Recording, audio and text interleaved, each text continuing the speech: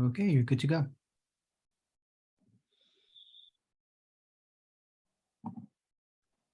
Good afternoon, everyone, and welcome to another segment of Quantum Thursdays, hosted by Co-Design Center for Quantum Advantage, otherwise known as C2QA. I am your facilitator for the day, Kimberly McGuire, Chief Operations Officer for the Quantum Center here at Brookhaven.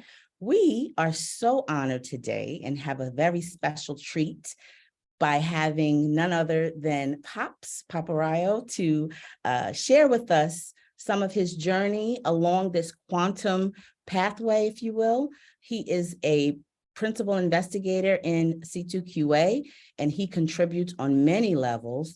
One of the more exciting things that I find about Pops is that he's very personable, that he is very much a champion of student involvement, and he very much appreciates all of the enthusiasm that surrounds the quantum information science field. And so we're going to allow him to share some of his journey with us today. Before we do, might I remind everyone to please, if you can at some point, turn on your cameras. We just want to see those smiling faces. We'll get a couple of snapshots with those pictures of everyone who is joining us. I know you're all as excited as I am today. And once we do that, we are going to give Pops the opportunity to start his presentation on today. So, smiling faces, are you ready? All right, we've got some coming in and others are still camera shy, but that's okay. We'll grab you later on at the end of the segment. So without further ado, we're going to introduce Pops, who, like I shared with you, has come to us from SUNY Polytech, but he also is the VP, I believe, of research for New York Creates. He will share some of his educational background with you, but one thing that he aims to do is span what he calls the valley of death between innovation and commercial adoption. And if he doesn't do it in his lifetime, he will do so until that time comes for him to see his maker. He's going to share with us his career path, how he has encouraged this drive and came to what he calls treasure these opportunities for this interdisciplinary collaboration. C2QA is an interdisciplinary, multidisciplinary research team of 300 members, and he is one of our finest. And so without further ado, Pops, the floor is yours. Thank you. You can hear me fine? Yes. Very good. Thank you all for stepping away from your lunch to listen, but feel free to munch away. Um, as you know, NY Creates is based in Albany, and the ideas that I want to convey are, the fact that like Kim was saying, it is an interdisciplinary effort. I don't know. I know I don't know a lot about quantum, and C2QA has helped me meet experts in the area that have allowed me to learn a lot more. Definitely. It is a wonderful interdisciplinary effort that we are all a part of. So just taking a quick, is it not moving? Okay, let's do that. Okay, so I'm a firm believer in team spirit, and so I hope you will allow me to list my team and the collaborators that I work with alphabetically because we are all important. Dr. Bhatia and Saman Kar are, research scientists at NY Creates. Hunter Frost, who is the one student, PhD student that I co-advise with Professor Borst. He's working on his PhD at SUNY Poly. The rest of the team are colleagues of mine at NY Creates. Our work is supported by AFRL through a couple of programs, including an STTR that we're doing with SEEK, which is based in Amsterdam, New York. Of course, the Department of Energy through C2QA, R&D funding from NY Creates, as well as New York's NISTAR program. So the one thing I want to say is that we are living in exciting times. I don't need to introduce the three people that are here, or maybe this here is Doug Gross, and he came out of retirement to help form NY Creates. in 2018, and then I led us as the president of Invite Creates, and then became a consultant, stepped down from that role as a consultant in order to help lead our participation and hopefully winning the NSDC proposal when it comes around. Now, clearly, the chip scale R&D, the CHIPS Act, and everything is uh, aimed at the semiconductor, traditional non-quantum computing. But there is clearly a call in the larger scheme of things for quantum as well, and there we are bound to be able to leverage all the the billions of dollars that are coming into the R&D ecosystem as a result of this and make advances. So, for people that are finishing their PhDs or finishing their undergraduate degrees and stuff like that, it is a good time to be involved in this area. I have to um, so just a quick intro to those people who don't know NY Creates and the Albany Nanotech Complex. This bird's eye view shows, the office building, and actually many of the people that we have on site belong to IBM Research. IBM Research is a very strong partner of this site. It was one of the founding partners along with Tokyo Electron way back in the 1990s. And this site has grown. It has helped stamp Albany as one of the leading places where semiconductor research is happening, and the fabs keep multiplying. When I came this area when I came to New York, I mean, this was just a pond filled with water in the ground. Now there is a building here. The nanofab extension is also new, and then of course there is going to be another fab that is going to come here in order to strengthen our case for getting um, uh, the NSTC that my colleagues are working on. So most of the tools that you have here, that you will see here, are very similar to what you would see in a full-scale, high-volume 300 millimeter fab.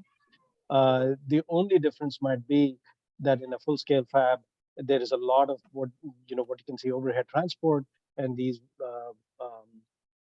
FOUPs, as they call them, front opening unified pods, come and mate with the tool, and the process happens. But there is too much change going on at a place like this, where it's in a research and development and a prototyping facility. So we still trundle around these FOUPs on carts. But with that exception, everything else is exactly like what you would find in a high volume fab. The other point to make is that there's been, $15 billion of cumulative investment over time, and lots of people on site making things happen. So let me take a step back to talk about, both about how I got here and how I see that quantum is an opportunity for us to do things better. Like I was talking with Kim earlier, when the Industrial Revolution started, uh, we were not, I think, if you will, that woke. We didn't think about things like inclusion or diversity or ethics and technology policy. But in the quantum area, as I've heard the IBM lead for quantum mention in some presentations, we can do things differently. We should lay the right groundwork, if you will. So obviously, if you are in the hard sciences, material sciences and engineering, as I am, electrical engineering, physics, these are gods. Computer science, these are also gods. Chemistry, these are also gods. These are all various gods of technology that I worship on Earth. But the main thing is that this is not an exclusive list either, right? There are many different ways in which each one of us can use all have both halves of our brain, if you will, the right half and the left half, in order to contribute to quantum. So one story that I'd like to share with you is back when I was a student, graduate student at MIT, and I was teaching 3091 as a teaching assistant. My best student was this young woman from Sarajevo, and she was something coming in from chat. Cornelala, yes, indeed. Thank you. Um, so I was, at MIT, and she was my best student for solid state chemistry. And then 2 years later, I ran into her again, and I said, "How are you doing?" And she said, "Oh, I'm a theater arts major now." And back when, in those days, when I had a lot more hair and a lot less wisdom, I said, "Oh, there's such a loss to science." But now I know better. We need people like her that are communicating to the society at large as to what high technology means. If you're a business major, obviously you will be necessary for leading startups. You might be involved in technology policy at the government level. If you're a liberal arts major, so the point is that there are many paths to quantum. Thanks be to God. So the for me particularly, like I said, I got a degree in material science. And even there, my undergraduate degree was in metallurgical engineering. I mean, it was not at that time. All we did was iron making and steel making and stuff like that, right? And so I myself and some of my friends, we deliberately wanted to expand our horizons into material science because back in the 1990s, it was still new in India. And then I found myself in Texas Instruments working in, this unfortunately dates me, 64 megabit DRAM, and then worked on various technology nodes in the logic area. And then in 2007, I joined IBM Research, at Yorktown, and I can't tell you what a wonderful place it is. I mean, I just uh, and if we have time, I should tell you a story about Eero Saarinen and T.J. Watson Jr. and how that building was designed. But let me not get distracted right now. Then went to Semitech at Albany, which got absorbed into Sony Poly, and then, as I said, NY Creates was created in 2018. And in those years is when actually I started working in quantum.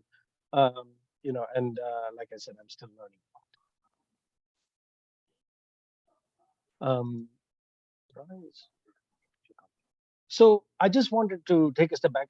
As you know, I'm a semiconductor guy by training ever since grad school, and of course when I was at TI and then at IBM. But I want us to learn from the history that this industry can teach us, right? Um, the the first transistors that were made did not even use silicon as the material. They were made out of germanium, and but very soon uh, we abandoned germanium. Though you could you could smile and say, well, germanium is back now in a different mode. But the transistor channel material, we moved from germanium to silicon, and this BJT, this was the part of the PCB that was on the flight to the moon, right? So Apollo, and so we did BJTs, and then metal oxide semiconductor transistors came along, MOSFETs came along, and they offered advantages versus the BJT for fabrication, and so we moved to um, MOS transistor, and then went to CMOS, and of course, we ain't seen nothing yet. Still, right? I mean, the technology is still growing. But what I would like to suggest is that in the quantum area, there are so many different technologies that are being evaluated. I'd like to suggest that we should not get uh, married to any one particular technology too early, and keep recognizing that if the semiconductor industry has taught us anything, it is that hybrid systems are vital. Heterogeneous integration is the big buzzword of the day now, and so maybe the first hybrid quantum systems, I mean the first quantum systems, will be hybrid, leveraging superconducting qubits for where they are most useful, other technologies where they're most useful, photonic qubits for communication, et cetera, et cetera. So we should keep an open mind to change. Is basically the message here. The other important thing that I think we can learn, and maybe which will help quantum get to scalable, fault-tolerant computing slightly faster than otherwise, might be to see what we can do to learn from uh, the idea of abstraction, increasing levels of abstraction. So, here's a picture of from IBM's nanosheets from a few years ago, and this is the transistor, set of transistors that they have made. Clearly, even if you are a computer science major that is relying on these transistors, you may be hard pressed to know exactly how those devices are made. And it is not necessary for you to know how those devices are made, because the semiconductor industry has figured out a way in which each level is is represented by essentially a model at the next higher level in the scheme of things. So you can go from actual fabrication to creating TCAD models, and then to SPICE models and other more complicated models, and ultimately at certain level the system designer is probably looking at a block diagram here, and he or she don't need to worry about precisely where the dopant goes or what the thermal budget of these transistors are, etc. Now, how is this possible? This is possible because of the innovation called process design kits that came about in the last century, right? These design kits allows the designer to focus on what they would like to worry about, and let us poor folk worry about the process aspects of it, right? But this is only possible, the PDK, process design kit is a PDK. It depends on having predictable results from the fabrication process, right? So it does not help if we are not able to do the same thing twice with the same result. There's something coming in from chat. Oh, yeah, okay. If we are able to do the same thing twice, that is good, but same thing repeatedly, that is critical. So that when you say, when you tell the designer, we will give you this structure, this particular qubit, and it will have these characteristics, that person can rely on your word. And that can only happen if your fabrication process is controllable. And I don't mean to say that this is the only way to think about it. I mean, in fact, there was a colleague of mine, good friend, from Rocktown, who was in a different part of IBM, for whom it was more important that there be a science paper, and repeatability was not as important. But it takes all kinds, right? It takes the innovative people that come up with new ideas, who would rather not worry about repeatability, but it also behooves us to look at repeatability so that the quantum revolution, the 2.0 revolution that we are in, gets to fruition. But I should I should add, as Ike Chuang has been saying in the Excite team for C2QA, that, these machine models, abstract machine models, need to be developed, but there is perhaps more progress that the Excite team has made, the cross-cutting thrust team has made at the device to system level, thanks to work from people at IBM like David Mackay and the others.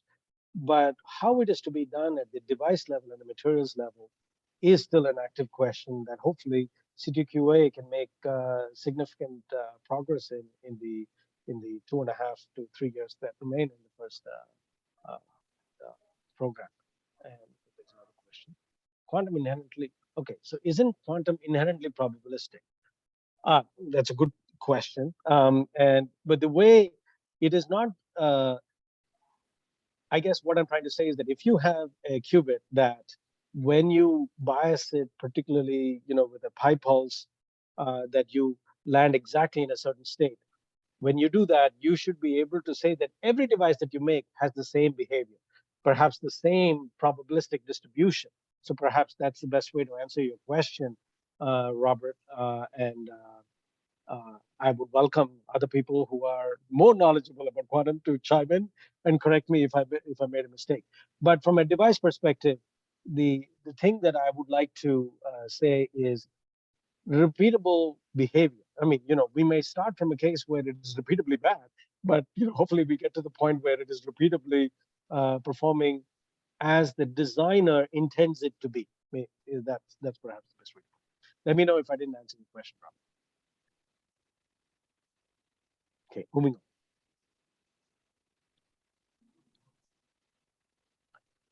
So what I'm doing now in the next section of the talk is to give you a few examples of how we at NY Creates are working to apply that same discipline to ourselves, right? How do we make sure that what we do is repeatable? What are the nightmares that we have? What are we doing? And going back to Kim's introduction, the valley of death is going to be crossed if the rate at which the risk is reduced, risk of new technology is reduced faster than the rate at which the cost of making those devices increases, right? And this is not my idea, by the way. I'm borrowing this from Jim Mesovich, who said, it's not so much the valley of death as a wall of fear.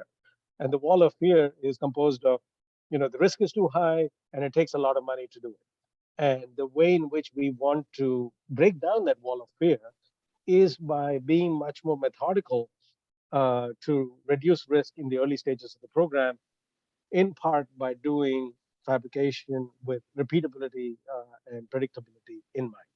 So what do we, as Andrew Hauk and Natalie DeLeon and others at Princeton have shown, alpha tantalum is a good material to be using for making qubits.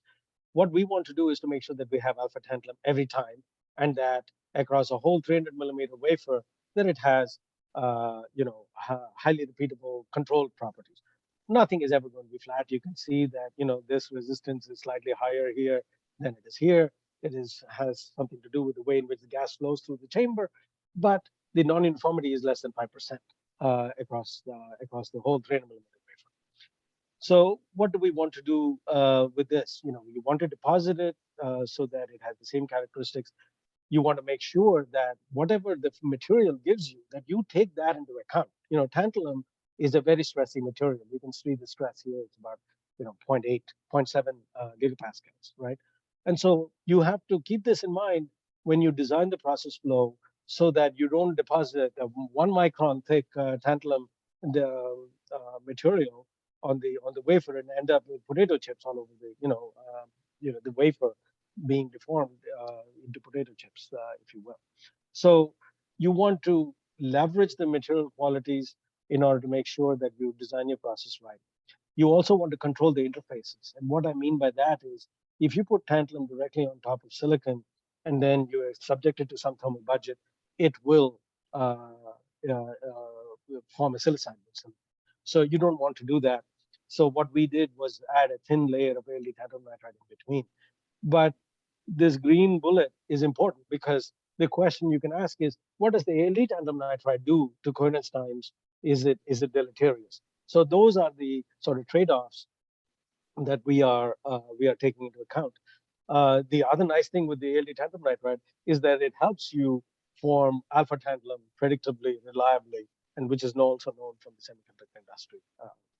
In fact, all of us are walking around with alpha tantalum in our pockets because every copper interconnect has got tantalum nitride, tantalum as the liner. So that's where we got this idea. So the moving on along the lines of making sure that you have a process flow. When you design a process flow for technology that you want to make sure is repeatable and scalable, you want to do a few things. You want to avoid cliffs. By cliffs, I mean process cliffs, right? Where you're walking off the process margin. And here is an example in this sequence where we do Rye to expose the silicon. We use an hydroxide-based etch in order to create a trench. And why do we create these slope sidewall trenches? It is so that we avoid the cliff of creating too sharp a 90-degree angle and too deep, because that will make it difficult for this PVD tantalum nitride to fill this area properly. So by designing a process to avoid certain cliffs, you are able to do better. The other thing is to keep headlights on, right? I mean, a friend of mine, Richard Hill, was saying, this 300 millimeter fab is like a Ferrari. And if you have a Ferrari and you don't turn your headlights on, you are headed for disaster, right? Very high speeds too. So we want to make sure as we process this material that we are monitoring all the critical dimensions, the thicknesses, and so on. Make sure it is tightly controlled. We also want to leverage. This example is from niobium, but the idea is the same thing. That in this arrow points to our material in contrast to some university material, where because of the high, the cleanliness that we enforce upon ourselves, the oxygen concentrations are very low in the materials. The film purity is very, very high. We also make sure that we do experiments beforehand to know what is required in order to condition the chamber so that when a device wafer runs here, we're not running it at the point where the chamber is changing its characteristics and its behavior. So when all is said and done, Now we have CMP tantalum. We have created damascene structures. You can see the TEM. You can see in the atomic force microscopy trace across that, showing that the topography is less than 7 nanometers across 25 microns of the wafer surface. And we also, when we do CMP, we need to keep in mind that the design needs to be modified a tiny bit. We need to add what is called dummy fill so that the CMP process does not leave behind residues where we don't want them. This is the composite picture. There's a tool that automatically goes and takes a whole bunch of images and stitches them together for the to show what the wafer looks like. It looks beautiful, but this is the result of about several months of hard work before it looked this good. So before that, it didn't look so bad. It didn't look so nice. So having made the devices, we started characterizing it, and my team was able to show that, the resistance of the tantalum lines as a function of various line widths are, reasonably tightly distributed. There are clearly clips, if you will. There are some regions where we end up having much greater variation or much greater deviation from expected behavior, and there are two ways to tackle that. If we can predictably show that this is always at that point, then it's a matter of just adding that to the design rule and letting the designer know that if he or she wants to use that, they have to keep that. Or, here is an example where at those same dimensions, our variability is higher than we would like it to be. We want this to be basically as beautifully flat line as possible at low percentage variation. We have work to do there, so we have time enough to do that still. After fabricating this is work that we had done with Seek, our partners at Emspert. And literally, the very first resonator that we made, and they were kind enough to measure, showed a Q of 250,000. And we are working to improve this even more right now in terms of the resonator Q. So let me move on. I just want to, can you give me a time check, Kim? I just want to make sure. It's 12:28 right now. Oh, thank you. Okay. You're welcome. So, I talked about controlling interfaces, right? And so let me just go back 2 pages there. So, we controlled this interface between the tantalum and the silicon by putting in this layer. And one of the questions that we posed at that time was, is this going to create a problem for us? The good news is that, this damascene tantalum resonator does have that 3 nanometers of ALD tantalum nitride underneath it, and it still has pretty high Q. So we know that is not likely to be a limiting problem for us. But what about the top interface? Is that total Q or internal Q? This is extracted internal Q. Thank you. And then, so we are controlling the bottom interface, and we seem to be doing well. But what about the top interface? And as you know, next, okay. So as you know, the top surfaces of all metals, this is work that we have done with C2QA support using data at NSLS2 at BNL. And this is with niobium, but we're also going to do the same work with tantalum. The surfaces of all metals have native oxides. And in fact, if some of you have done your own cross sections on niobium, you will know that the niobium native oxide is about 10 nanometers thick. And so we have shown, I've not included that particular TM here, but we have shown that if we do CMP of those niobium surfaces, we already reduce the native oxide thickness down to this range. This is the no ANAB process, right? As it is received. So what we are working on here is using a process called ANAB, accelerated neutral atom beam technology. The process doesn't matter, but our intent is to get rid of the native oxide that is formed in an uncontrolled fashion and replace it with an engineered surface. And what do we want to do with that process? We want to achieve that surface is stable over time, ideally is stable against a high thermal budget as well. And we need to characterize that still. But up to 200 degrees centigrade or so, or 300 degrees centigrade, if it is stable, then we're in good shape for most backend integration. it needs to be, this process needs to be compatible with other materials, because the niobium or the tantalum is not present in isolation. It is sitting on a silicon surface or on a sapphire surface or whatnot. So it needs to be compatible with other materials. You want to be likely processing this maybe at a stage in the flow where the junction has already been fabricated. You don't want to blast that junction with a whole bunch of plasma energy that goes and ruins your junction. So ideally, it should be no charge damage to the surface. There should be ideally, and which ANAB is, it's a room temperature process. And why are we doing all this? So that ultimately we get to higher coherence times for qubits. So what we have done in partnership with Mingzhao Liu at Brookhaven and his teammates Chen Yu and Conan Wieland is that we have shown that we can replace the native oxide of 10 nanometers thick with a controllable thickness of oxide, which is as thin as 3 nanometers. Uh, and what's more, that the niobium oxide percentage in that oxide is greater than you would find in an uncontrolled oxide. So the NB205, which is the preferred material that you would like to create, is even occupying substantially larger and larger fractions. So our hope is that when we make a resonator out of this and measure it in partnership with PNNL, say, we are able to show that the coherence, the Q is even higher and therefore promising for coherence times.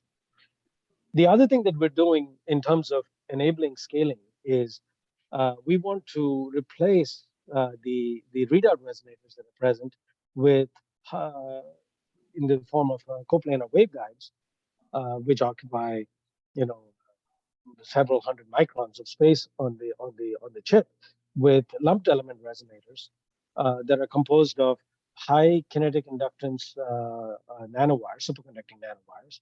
Here is PVD tantalum nitride nanowire that we were able to measure. This is literally hot off the press data that Ekta Bhatia, Salman Kaur, and the others got at AFRL. And then, so we are able to show that we are able to make PVD tantalum nitride nanowires with good IC distributions. Here is how it scales with line width, and here's a cross section that shows how we are fabricating it with a protective layer of copper on top. This shows the resistance of the nanowire across a whole 300 millimeter wafer. And, I mean, this is zoomed in to show the variation, but the percentage variation is less than 5% across, as a function of the median value. So we're in good shape here. The other thing that we're doing is creating Damascene capacitors where we use silicon as the dielectric, right? I mean, if in most qubits, the shunt capacitor, I mean, in the transmon, for instance, the shunt capacitor is laying on top of the silicon surface. Most of the electric field is actively sampling all the native oxide that is present on the silicon surface. What we hope to do is by embedding the capacitor in silicon, we can use the crystalline silicon as the dielectric and improve the Q of the capacitor. By combining the high Q nanowire with a high Q capacitor, we hope to be able to basically shrink the form factor of the readout resonator, uh, and also thereby enable scaling of qubits. The other thing that we're doing, and this is not C2QA, this is part of our work as we're doing with the AFRL funding in partnership with SEEK, is building Josephson junctions that are fully tantalum based. And not only that, they are fully CMOS compatible. They are running at 300 millimeter scale. Like I said, they use alpha tantalum for the bottom level interconnect as well as for the top level interconnect. They can be used for resonators.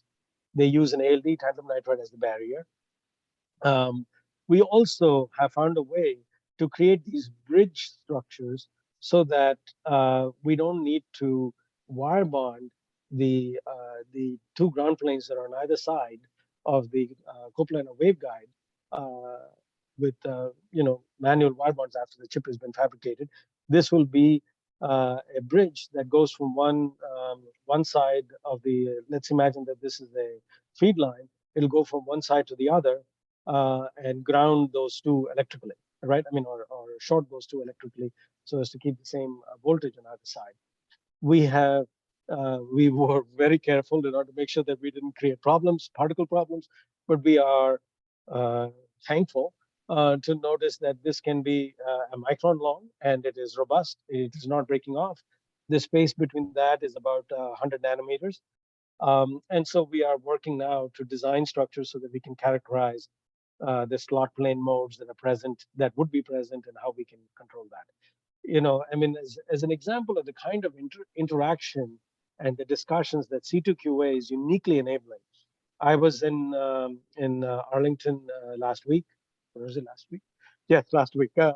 So I was talking with Sarah Sussman, who is going to graduate from Princeton, and she was telling me that when she makes wire bonds, she has to play a delicate balance between uh, not too many wire bonds because she thinks that the aluminum oxide that is present on that is actually causing decoherence. And I wouldn't have known that unless she was there and we happened to be talking about this and she chose to share that with me. And so the collaborative information sharing that C2QA enables is nothing short of miraculous. So we need to do more of that and learn from each other, help each other. And so so the bridge structure, going back to what I was saying, the across wafer non-uniformity of these junctions that we have fabricated is between 3 to 12%. The larger junctions are better behaved than the smaller junctions, so we clearly have work to do. um, and this shows the cumulative resistance probability distribution of various resistances. And this is the reason it says initial is we have not done too much of this, but it is. I mean, 92% is the lowest yield that we saw. Many of these structures were 100% yield on the wafer that we fabricated. We need to do a lot more so that we are not celebrating, one wafer result. Uh, but the distributions are pretty good, and as we improve the spread here, make it tighter, hopefully we'll be able to get Josephson junctions that are even better. One thing I should say, we're still waiting for cryogenic characterization results. We've got chips at various partner facilities, BNL, AFRL, and elsewhere. But maybe till we get that, I should not call this a Josephson junction. It is a superconductor tunnel barrier, superconductor sandwich. But I think the room temperature data, RN measurements are giving us uh, hope that we should be able to do this and get results. So that, I'm coming towards the end of my talk. What I want to say is that in a place like NY Creates or a 300 millimeter wafer fab, we should keep our eye on the ultimate systems that we can fabricate, right? And to get here, we need to think about what are the various materials that we have access to.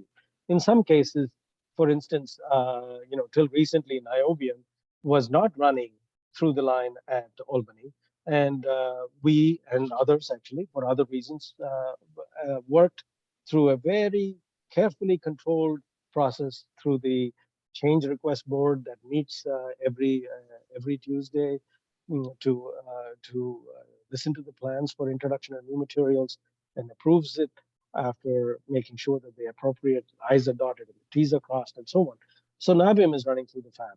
But to the extent that we're able to use materials that are already known in the fab, it makes it that much easier to make sure that we can leverage all the capability of the semiconductor industry.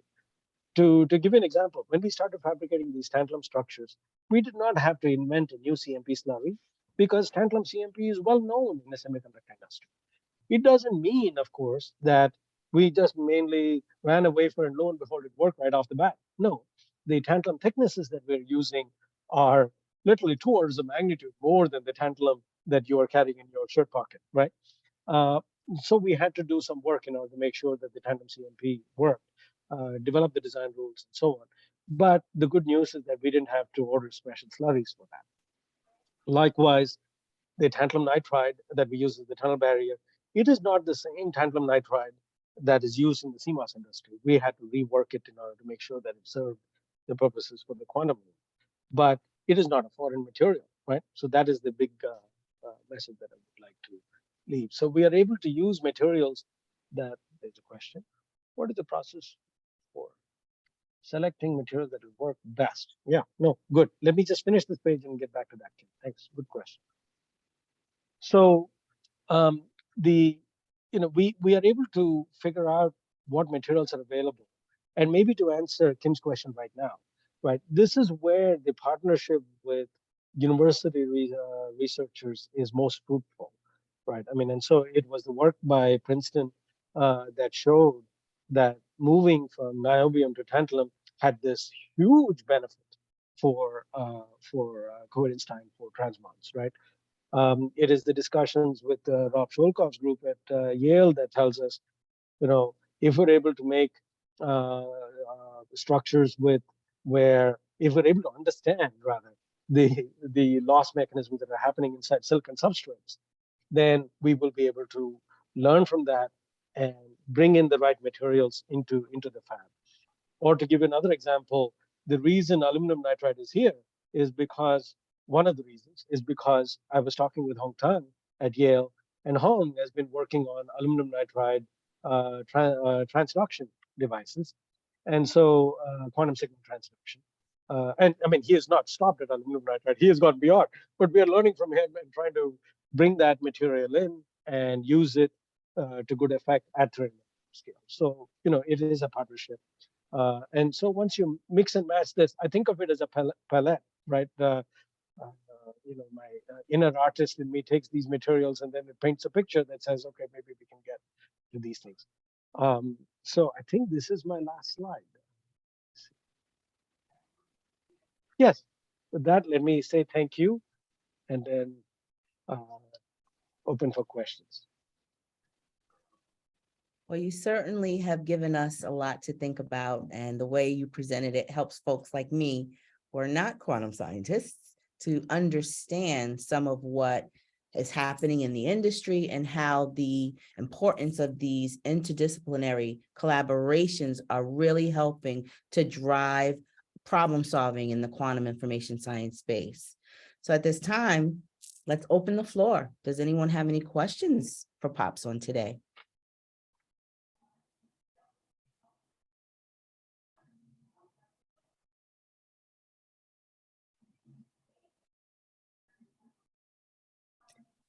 Well, one question that I would have asked is, how is the work that you're doing leading C2QA to helping meet its mission goals? But I think you kind of covered that. I think throughout the presentation. But maybe it is useful to dig into that a bit more. So the team that I'm a part of, it creates that is participating in C2QA. Our intent is to say, how can we improve material interfaces so that we can improve the covalence time when it is applied, and then also work to fabricate it at 300 millimeter scale. And so those are the two areas in which we're working on. And on the 300 millimeter scale, as part of the Excite team, and it is a learning experience. I was talking to Jens Koch and to Michael DeMarco and the others. We need to figure out how to answer that question of what is the PDK for quantum? What is the superconducting quantum PDK going to look like? What might be such requirements for an NV center? What can we do?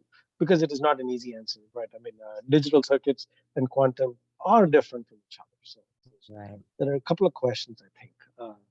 Sorry, Chuck, you had a question, and then I see a question in the chat.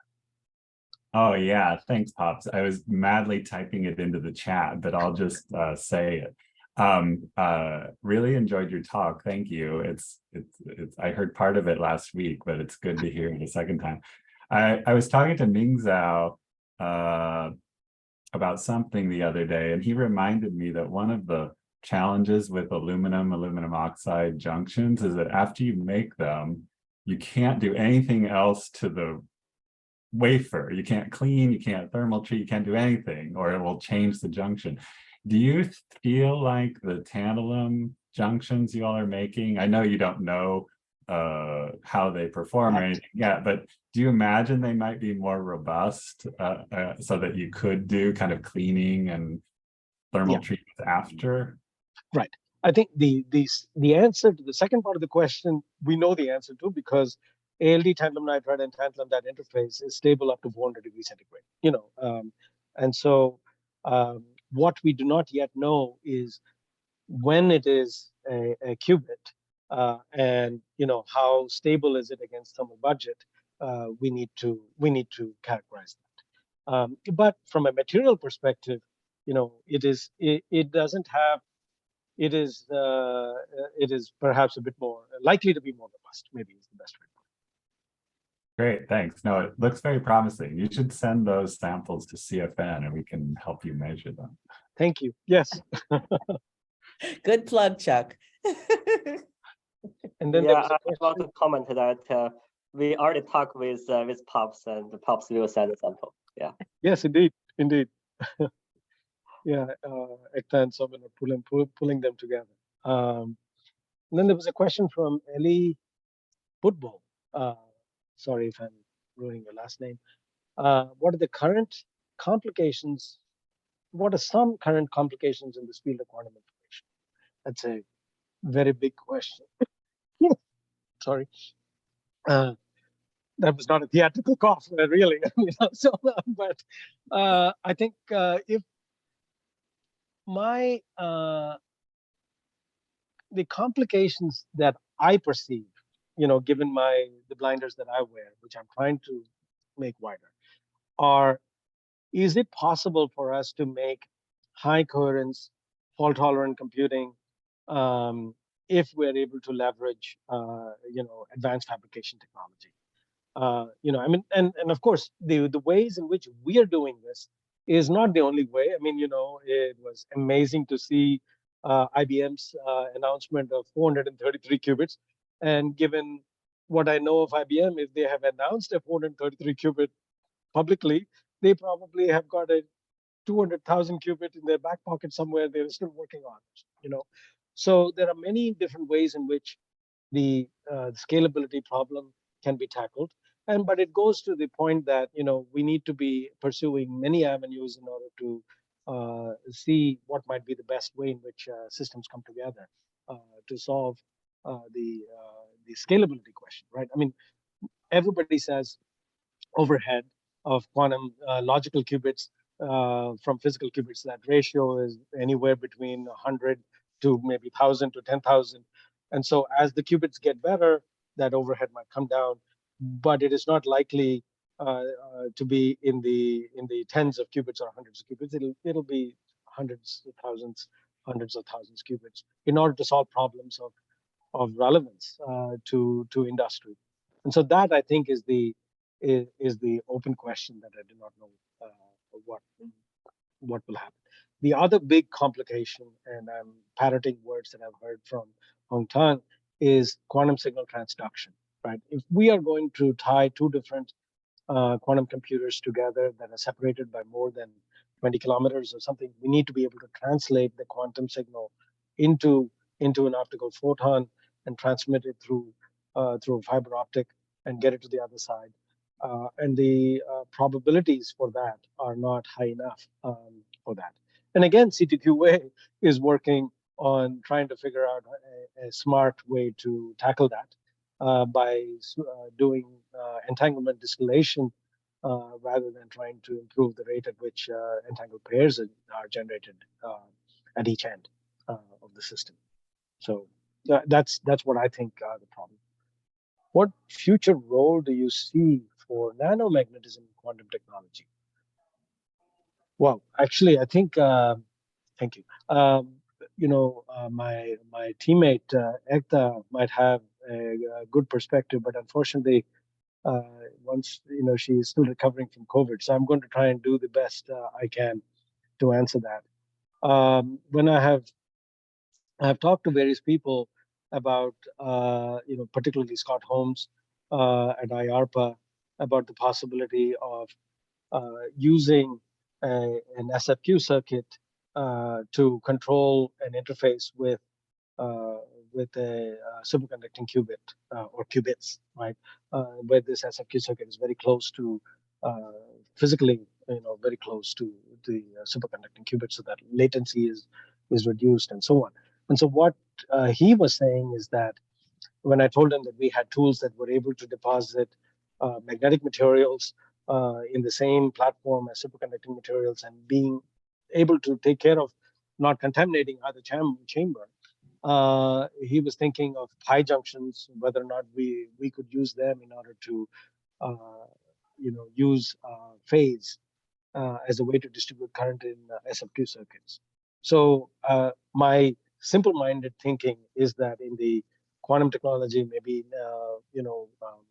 nanostructured magnetic materials might be useful in SFQ circuits or versions of SFQ circuits that we could use. But I'm a babe in the woods in that respect.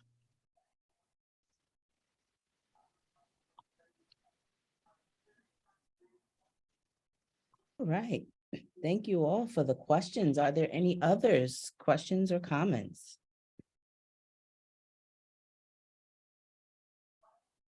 Okay, if not, allow us to say thank you once again for the very informative talk.